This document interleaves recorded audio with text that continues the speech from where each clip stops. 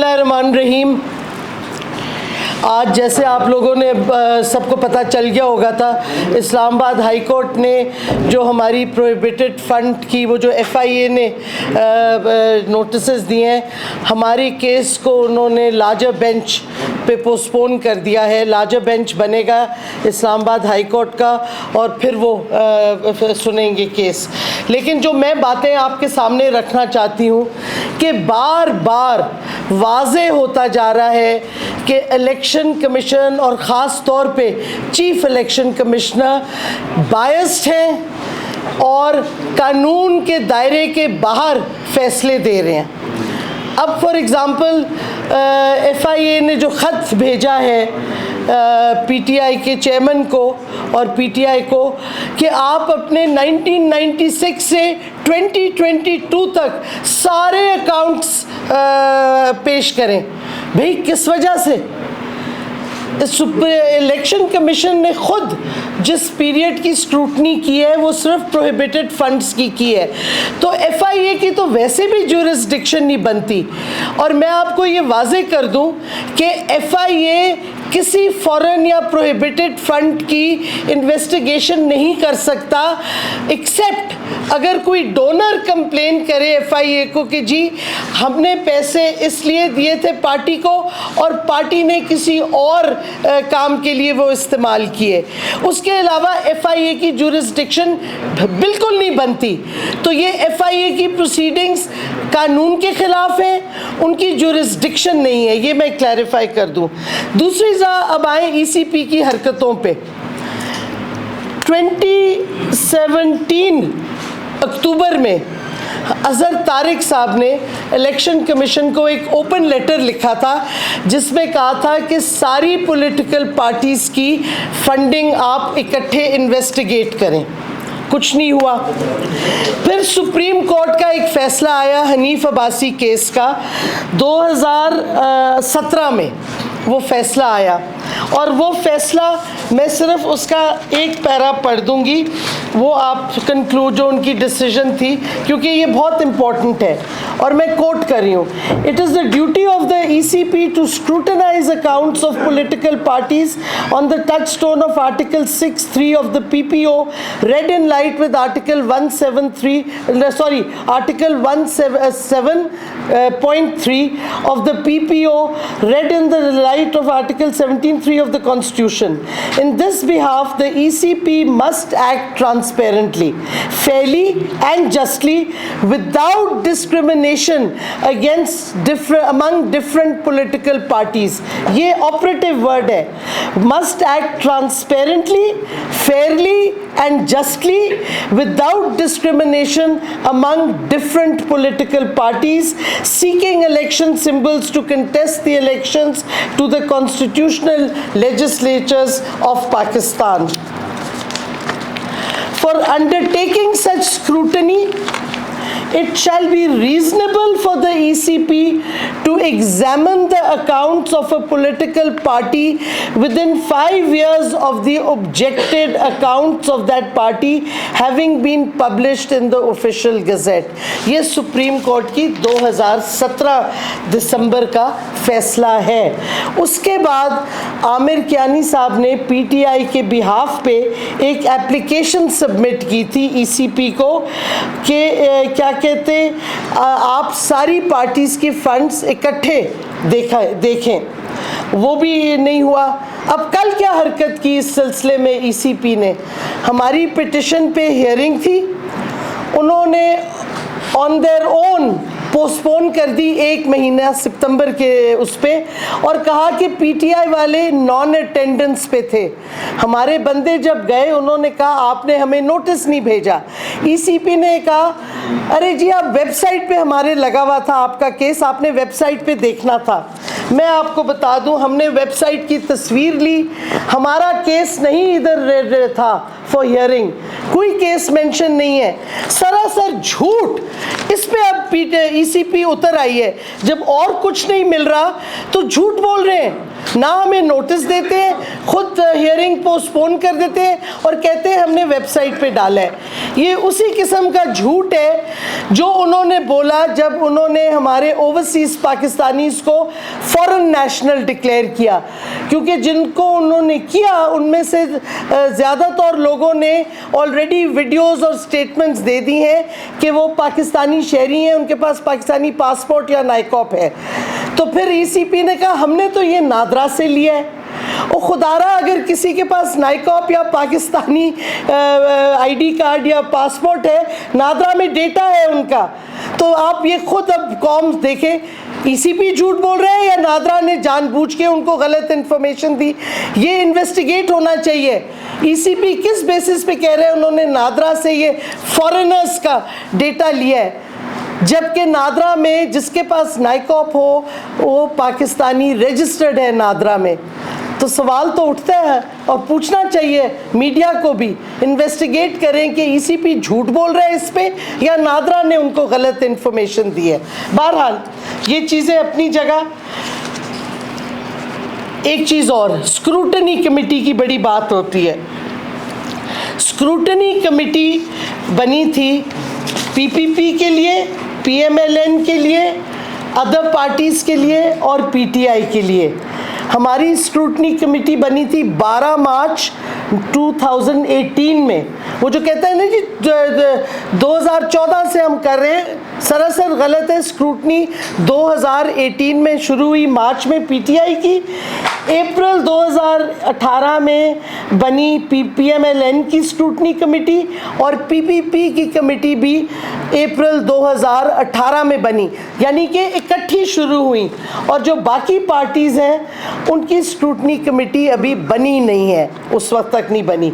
अब इन्होंने क्या किया, इन्होंने पीएमएलएन और पीपीपी की 48 मीटिंग्स हुई, पीएमएलएन की स्क्रूटनी कमेटी की, पीपीपी की 49 हुई और पीटीआई की 101 स्क्रूटनी कमेटी मीटिंग्स हुई। उसके बाद जब रिपोर्ट आई स्क्रूटनी कमेटी की तो 10 हियरिंग्स में ईसीपी ने अपना ऑर्डर दे दिया, जिसमें ये भी नहीं लिखा पीटीआई के वकला ने क्या प्रूफ्स और क्या स्टेटमेंट्स उधर दी थी, क्या ऑब्जेक्शंस लगाई थी।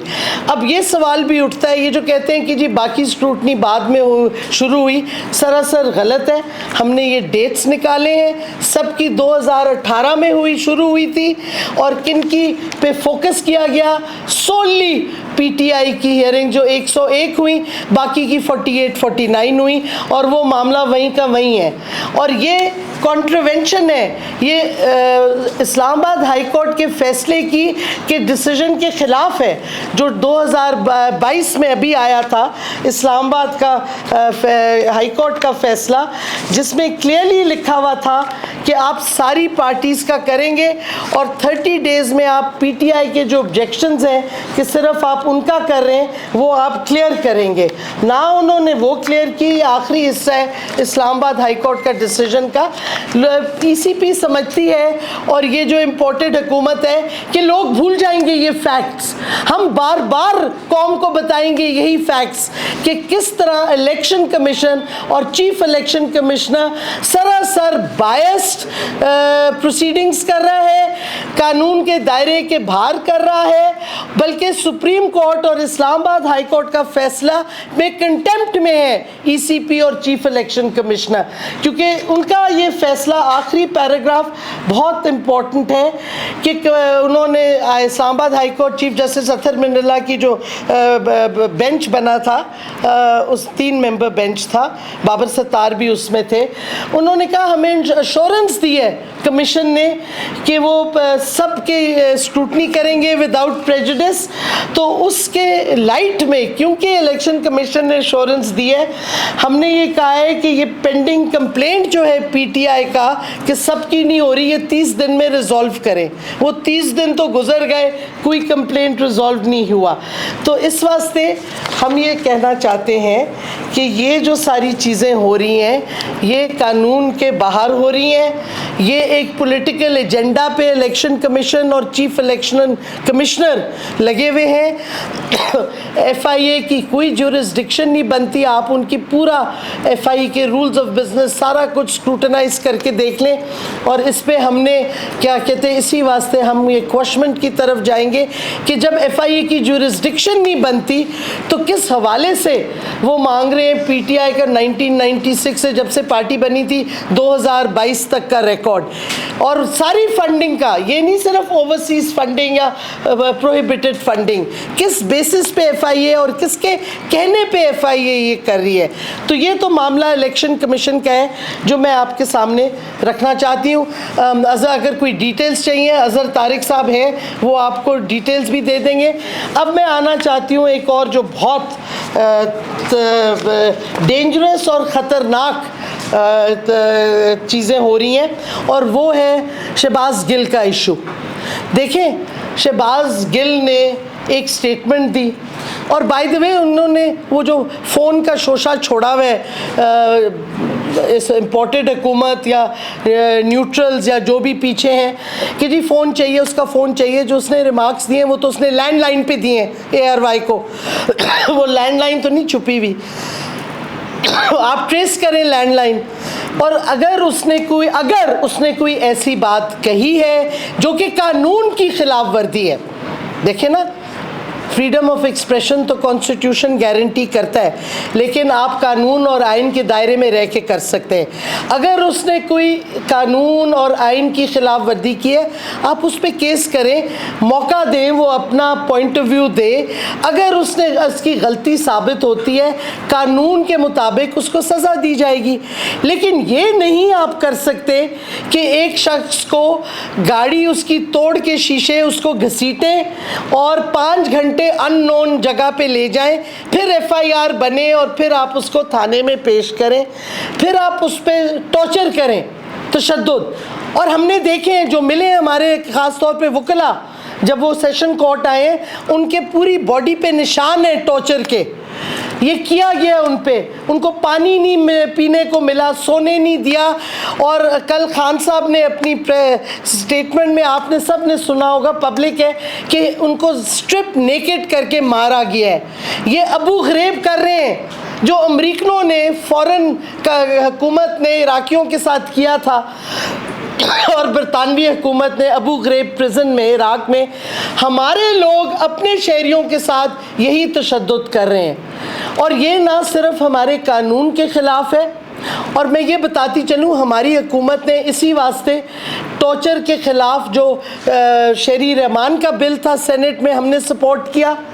आप उनसे बेशक पूछ लें, आज भी रिकॉर्ड पे है। हमारा अपनी हुकूमती बिल भी गया इंटीरियर कमेटी में, उस पर स्क्रूटनाइज होके उसने ले होना था कि हुकूमत हट गई, क्योंकि पाकिस्तान ने साइन किया हुआ है इंटरनेशनल कन्वेंशन अगेंस्ट टॉर्चर। हमारा ये इंटरनेशनल फ़र्ज़ भी बनता है कि हम टॉर्चर मत करें किसी को, और कानून, हमारे अपने कानून और आइन के भी ख़िलाफ़ है, जिधर सिक्योरिटी और सेफ्टी हर शहरी की गारंटीड है। तो जिस तरीके से, और फिर ये नई रवायात है, मैंने तो खुद एक्सपीरियंस किया है अबडक्शन का अटेम्प्ट, और फिर झूठे एफिडेविट मेरे ख़िलाफ़ दिए कि जी इनकी मेडिकल करा ली, कोई मेडिकल नहीं कराई। लकीली, क्योंकि झूठ जब आप बोलते हैं ना, तो 4 बंदे डिफरेंट झूठ बोलते हैं, वो एफिडेविट जब देते हैं उनके झूठ पकड़े जाते हैं, अल्लाह का फजल है। लेकिन आप मुझे बताएं, शहबाज गिल के ड्राइवर की बीवी का क्या कसूर है? उसको किस बेसिस पे उठाया गया? उसकी दूध पीती हुई बच्ची, सकलिंग बच्ची को 10 माह की उठाया गया। ये आपके जजमेंट्स हैं हाई कोर्ट्स की, आपके कानून की खिलाफ वर्दी है। ख़वातीन को ख़ास तौर पे, अगर वो बच्ची छोटी हो जो माँ का दूध पी रही हो, उसको बेल मिल जाती है, आप उसको जेल में नहीं डाल सकते। तो राना सना पागल हो गए हैं, इतने खौफज़दा हो गए हैं PTI से कि अब PTI के लोगों के घरों में जो मुलाजिम हैं उनकी बीवियों को उठाएंगे, मुलाजमों को उठाएंगे। ये कौन सा कानून है? ये कौन सी जमहूरियत है? ये प्योर फैशिज्म अब हो रही है इस मुल्क में।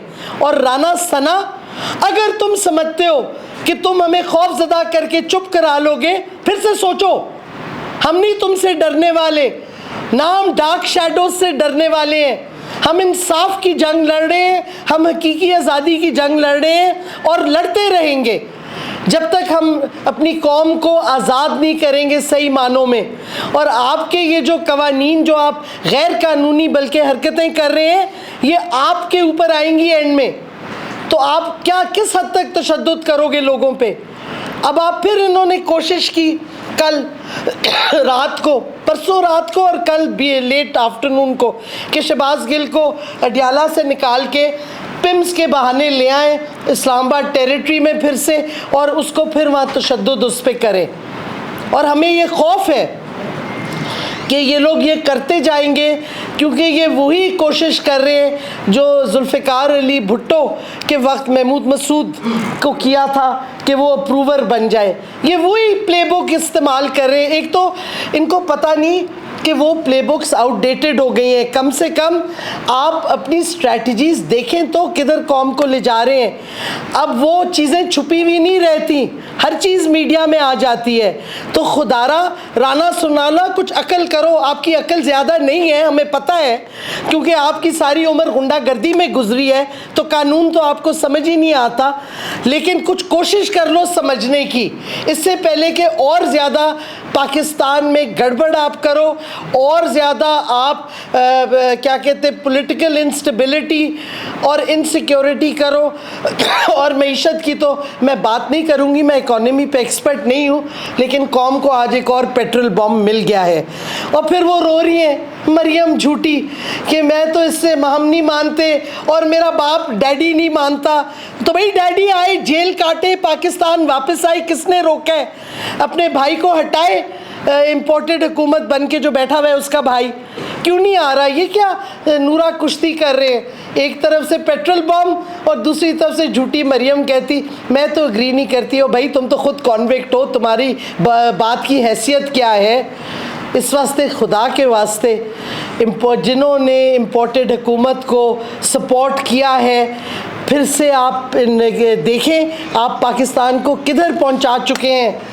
कितनी पोलराइजेशन, कितना वायलेंस, आइन की धज्जियाँ उड़ा दी हैं इस हुकूमत ने, कानून की धज्जियाँ उड़ा दी हैं। रीथिंक करें, पाकिस्तान का सोचें, अपना ना सोचें, क्योंकि अगर पाकिस्तान नहीं है तो आप भी नहीं हैं, ये भी सोचें आप। बहुत बहुत शुक्रिया। आपकी जो हुकूमत सेटिंग एमएनए अली वजीर के साथ बेस बना हुआ है, अभी भी वो जेल में है, तो आप तो मैंने उनकी आवाज़ सुनी है? हमने बिल्कुल उठाई, हमारे ज़माने में फिर भी प्रोटेक्शन ऑर्डर होता था, आए थे। इस दफ़ा हुआ है, इस दफ़ा कोर्ट के फैसले के बावजूद अली वजीर को नहीं लाया गया। आप पूछे ना सिंध हुकूमत से, आप पूछे ना इनसे, आप लोग इनसे पूछते ही नहीं है। आप मुझे बताएं, हमने ठीक है, हमने बहुत सी गलतियां की होंगी, लेकिन साथ साथ हमने मीडिया के लिए प्रोटेक्शन ऑफ जर्नलिस्ट और मीडिया प्रोफेशनल्स का कानून बनाया 2021 में। अभी तक क्यों नहीं वो हुकूमत इम्प्लीमेंट कर रही? उसके इश्तिहार भी आ गए थे चेयरमैन के लिए। वो एक ऐसा कानून है जिसमें जो कमेटी बनेगी, जो सारी कंप्लेंट्स देखेगी, वो खुद वो जर्नलिस्ट बनाएंगे, प्रेस क्लब के नॉमिनीज, और ये आधा प्रोसेस हो गया था। अब आप क्यों नहीं इस हुकूमत से पूछ रहे कि क्यों नहीं ये जर्नलिस्ट लॉ को क्यों नहीं एक्ट फर्दर कर रहे? मैडम ये बताइएगा, आपने रात को कहा है एक इंटरव्यू में कि जो शहबाज गिल का बयान था उसमें ये तासुर गया कि वो उकसा रहे हैं शायद फौज को, और दूसरी तरफ पीटीआई जो है वो शहबाज गिल को मिल रही है, क्या वो जो बयान है उसको पीटीआई अब ओन करती है? देखिए, हम कहते हैं कि अगर उसके बयान में कुछ कानून की खिलाफ वर्जी हुई है, कानून अपना प्रोसेस करें, कानूनी प्रोसेस करें, लीगल प्रोसेस करें। और हम ये भी साथ साथ कह रहे हैं कि अगर आप अक्यूज़ कर रहे हैं कि उसने उकसाने की कोशिश की या कुछ, तो खुदारा जिन्होंने ओपन स्टेटमेंट्स दिए हैं, मैं कितने क्या कहते हैं, ख्वाजा आसिफ जिसको आपने डिफेंस मिनिस्टर बनाया है, उसकी स्टेटमेंट्स तो पढ़ें फ़ौज के ख़िलाफ़। उधर याद सादिक ने जो कहा है, फिर नवाज शरीफ ने जो कहा है, उसने तो चीफ ऑफ आर्मी स्टाफ का नाम लेके यूं इंग्लिया करके स्टेटमेंट दिए। और फिर आसिफ जरदारी, इन सब की स्टेटमेंट्स हैं, बार बार एक दफ़ा नहीं, क्यों नहीं उन पे केस रजिस्टर हो रहे? अगर आप करना चाहते हैं फिर सब पे बराबर कानून अप्लाई करें ना, एक पे थोड़ी। अच्छा मैडम, हुकूमत जाने के बाद मुख्तलिफ सियासी जमातें, पाकिस्तान में तमाम सियासी जमातें अक्सर कहती रहती है कि हमसे फैसले होते नहीं करवाए जाते हैं, हमारे पीछे कोई और होता है। अब राना सनाउल्लाह का नाम ले रही हैं, शहबाज गिल की गिरफ्तारी पर कोई चैनल बंद होता है तो राना सनाउल्लाह का नाम लिया जाता है। क्या सिर्फ नून लीग या राना सनाउल्लाह इनके पीछे? देखिए, buck stops with the government, ठीक है ना। हुकूमत ये कहते हैं ये हुकूमत है, तो फिर इनकी जिम्मेदारी है ना, इनकी रिस्पॉन्सिबिलिटी है। अगर ये खुद नहीं कर रहे तो कहें कि गलती हुई है। एयरवाई के साथ जो एयरवाई के जर्नलिस्ट के साथ जो तशद्दुद हुआ है और हो रहा है, और एयरवाई को बंद करना जो कि अगेन गैर कानूनी है, और सिंध हाई कोर्ट का फैसला है, क्यों नहीं इम्प्लीमेंट हो रहा? कौन इसको रोक रहा है? एयरवाई को क्यों नहीं ऑन एयर कर रहे? और अगर ये हुकूमत के आप कहते हैं कि हुकूमत कह रही है हम नहीं फैसले कर रहे, तो इनमें जुर्रत होनी चाहिए ना। राना सनाउल्लाह वैसे तो बहुत बोलता रहता है, शोर मचाता रहता है, लेकिन इसमें बोले ना कि हम इसके खिलाफ हैं, हम नहीं चाहते कि मीडिया फ्रीडम बंद हो, और कोई और करा रहा है जुर्रत तो बोलो, क्यों नहीं बोल रहे? अच्छा मैडम, आपने तनकीद की थी अमेरिकन सफीर की जानिब से विजिट किया गया था पाक अफगान बॉर्डर का, जिस पर आपने ट्वीट्स में किया। बिल्कुल की, और आप मेरे से पूछ रहे हैं कि वो केपी की हुकूमत से मिले, वो क्या कहते हैं, नहीं मेरी बात सुने तो आप अगर मेरी पूरी ट्वीट पढ़ लेते उसके जवाब में तो आपको समझ आ जाती दो चीज़ें। अमेरिकन सफ़ीर प्रोविंशियल गवर्नमेंट्स और फेडरल गवर्नमेंट से मिलता है, हमने कभी ऑब्जेक्शन नहीं की। वो बिलावल से भी मिलते हैं, वो आपके प्लानिंग मिनिस्टर से मिलते हैं, सबसे मिलते हैं, पंजाब में भी मिले। These are the country to country cooperative frameworks हैं, सोशियो इकनॉमिक, उसमें सब मिलते हैं। हमारे सफ़ीर जाके मिलते हैं उनके मिनिस्टर्स वगैरह को। वहाँ ये बात और है कि उनका हमारा सफ़ीर प्रेसिडेंट को नहीं मिल सकता, और इधर एक अमेरिका का सफ़ीर ऊपर तक जाके जिससे मिलना चाहे फौरी तौर पे मिल सकते हैं, ये एक और बात है। लेकिन ये आप सिक्योरिटी ऐसे सेंसिटिव एरियाज़ में एक एम्बेसडर को फ्री रन दे, पूरा वो रिव्यू कर रहा है प्लेन पे से या हेलीकॉप्टर में, हमें प्लेन था, प्लेन पे से सिक्योर सेंसिटिव एरियाज़ जिधर आपके शहरी नहीं जा सकते, वो बॉर्डर पे जाता है। किस एग्रीमेंट के तहत? मैंने तो सवाल उठाया है कि आपने कोई सिक्योरिटी एग्रीमेंट की है अमेरिका के साथ कि आप उनको एक्सेस देंगे बॉर्डर का? किस एग्रीमेंट के तहत आप उसको इस किस्म का एक्सेस दे रहे हैं जो नहीं मिलता? हमारा एम्बेसडर सेंसिटिव एरियाज़ में दूसरे मुल्कों के नहीं जा सकता, तो इस वास्ते ये सवाल था। There is a difference and I stand by that. मेरा क्वेश्चन कि आपकी मरकज़ी हुकूमत जो है जी, आपकी मरकज़ी जो वफाकी हुकूमत थी वो उस मुल्क अमेरिका की जानिब से मतलब डिस्टेबल किया गया, हटवाया गया, उसी मुल्क का सफ़ीर आपके एक सूबाई गवर्नमेंट में जा रहे, तो कैसे? क्योंकि ये ऑन गोइंग, ये नहीं ये देखें, ये on going government to government. हमने अमेरिका को अक्यूज़ किया है कि वो इंटरफेयर कर रहे थे और उन्होंने साजिश की हटाने की, लेकिन एक प्रोविंशियल गवर्नमेंट है जैसे फेडरल गवर्नमेंट है, अगर on going economic project sign हुए हुए हैं तो आप अपनी इंटरनेशनल एग्रीमेंट्स तोड़ देंगे? वो तो नहीं आप तोड़ेंगे। हमने ये तो नहीं कहा कि अमेरिका के सफ़ीर को मुल्क से निकाल दो, हमने अमेरिका का जो साजिश में हिस्सा था उसकी ऑब्जेक्शन की है, और साइफर जिस तरीके से आया था उसकी ऑब्जेक्शन की है। और ये मैं आपको वैसे बताती चलूँ कि हमारी हुकूमत फेडरल, जब हम गवर्नमेंट में थे, कोई एम्बेसडर नहीं मिलता था प्राइम मिनिस्टर को। प्राइम मिनिस्टर ने क्लियर इंस्ट्रक्शंस दिए थे, CIA चीफ आया था, प्राइम मिनिस्टर ने कहा मिले वो ISI चीफ से, मैं नहीं मिलूंगा। सही बात है, एक प्रोटोकॉल होता है, एम्बेसडर मिले फॉरेन मिनिस्टर से या फॉरेन सेक्रेटरी से, प्राइम मिनिस्टर से क्यों मिले? तो हमने ये रखा हुआ था एक proper according to protocol meetings. आप पूरा रिकॉर्ड चेक कर लें हमारे दौरान। मैडम, एयरवाई की बंदिश की बात करते हुए आपने वफाकी हुकूमत का नाम लिया, तो क्या जो गुज़श्ता हुकूमत में सहाफ़ी मतीउल्लाह जान को उठाया गया था, हामिद मीर का प्रोग्राम बंद करवा दिया गया था कई महीनों तक, तो उस वक्त की जो वफाकी हुकूमत है उसी- आप एक बात देखें, हमने रिग्रेट भी किया है। मैंने शुरू में कहा था हमसे गलतियां हुई हैं। मतीउल्लाह जान को जब अरेस्ट किया गया, जब उसको कैबिनेट में मैं बैठी हुई थी, हमने बताया, प्राइम मिनिस्टर ने कहा मुझे नहीं पता और फौरी तौर पे कन्वे करो कि ये नहीं हम एक्सेप्ट करेंगे, मत करें। इसी वास्ते फाइनली हमने कोशिश की, इनफोर्स डिसअपीयरेंस का कानून भी जो असेंबली से पास होके सेनेट में कुछ गुमशुदा हो गया था, अब ये हुकूमत क्यों नहीं उसको फाइनल फेज़ में अप्रूव कर रही उस कानून को। बड़ी कमिटमेंट्स की थी मरियम नवाज़ ने जब बलोच स्टूडेंट्स को मिली थी कि मैं इस पे करूँगी। अब कितने महीने हो गए, क्यों नहीं ये हुकूमत उसको सेनेट से पास करवा के कानून बना दें जो जिसकी सख्त ज़रूरत है। हमने बड़ी जद्दोजहद लड़ी थी एक जर्नलिस्ट के बिल पे जो कानून बन गया, शुक्र है, और एक इनफोर्स डिसअपीयरेंस पे जो अनफॉर्चुनेटली नहीं बन सका, लेकिन हमने असेंबली तक से तो पास करवा दिया था। एक मरला रहता था सेनेट का, क्यों नहीं पास हुआ। मैडम, जो आपकी शर्त है इलेक्शन की, इसके बगैर सियासी हालात किस तरफ जा रहे हैं और कब बेहतर होंगे, कब मिल बैठ रहे हैं दोनों? हमने बड़ी क्लियरली कहा है ये सारे मसले मसाइल जो मुल्क को पेश आ रहे हैं, एक ही हल है कि जल्द साफ और शफाफ इलेक्शन हो। इलेक्शन की डेट आप हमें दें, प्रॉपर डेट कमिटमेंट करें, फिर आप बात करें बातचीत बाकी चीज़ों पे। 2018 उन्होंने 23 की तो दी हुई है अगस्त की। उन्होंने कोई डेट नहीं दी। हम कह रहे हैं फौरी तौर पे होने चाहिए। ये हुकूमत इलीगल है, इम्पोर्टेड है और ऊपर से इनकॉम्पिटेंट भी है। आप देख लें जो इन्होंने कहा था हम इनकॉम्पिटेंट हैं, कीमतें बढ़ गई हैं।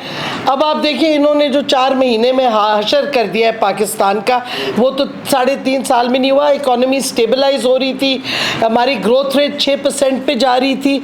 अब इनके हाल देख लें, आज जो फिर पेट्रोल बम आ गया है, अभी आपकी यूटिलिटी बिल्स और बढ़ेंगे, आपकी सारी चीज़ों की कीमतें बढ़ेंगी।